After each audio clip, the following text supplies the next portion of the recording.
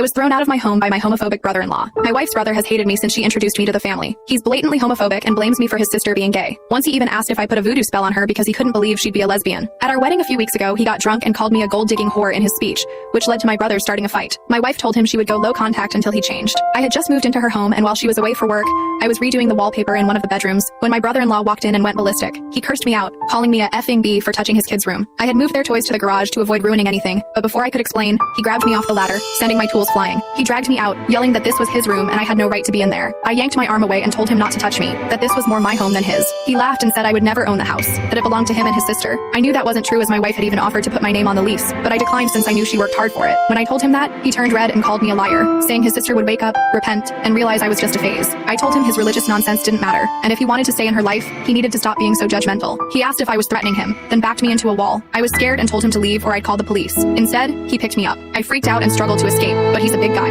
He easily carried me downstairs, dumped me on the lawn, ran back inside, and locked the door. It was the most childish thing I'd ever seen. Furious, I banged on the door demanding he let me in. A few minutes later, a squad car pulled up. I told the officers I'd been physically thrown out of my own home, but my brother-in-law greeted them calmly, saying I was some crazy woman trying to break in. When they asked for ID, I realized my wallet, phone, and car keys were all inside. When I explained, they refused to let me in, as my brother-in-law insisted nothing of mine was inside. A nosy neighbor walked over, asked if my brother-in-law was okay, then told the officers they had never seen me before, and that my brother-in-law lived there with his kids. I was stunned. To be fair, I hadn't been around much to visit the house until recently, but I found it hard to believe a gossiping neighbor hadn't noticed me moving in all week. The officers told me I needed to leave or I'd be arrested for trespassing. I begged them to call my wife, the actual homeowner. To their credit, they did. She just didn't answer. My brother-in-law looked so smug as I was forced to walk away. It took me half an hour to get to a gas station and borrow a phone. The only number I had memorized was my dad's, so I called him to pick me up. Once I got to my parents' house, I called my wife repeatedly, leaving messages begging her to call me back. When she finally did, I told her everything and said I was done with her brother. I refused to be around him ever again, and if he was allowed in that house, I wasn't coming back. She immediately said she was coming home early, that the house was mine too, and that she was cutting him off. We talked for 2 hours, discussing her family and other issues,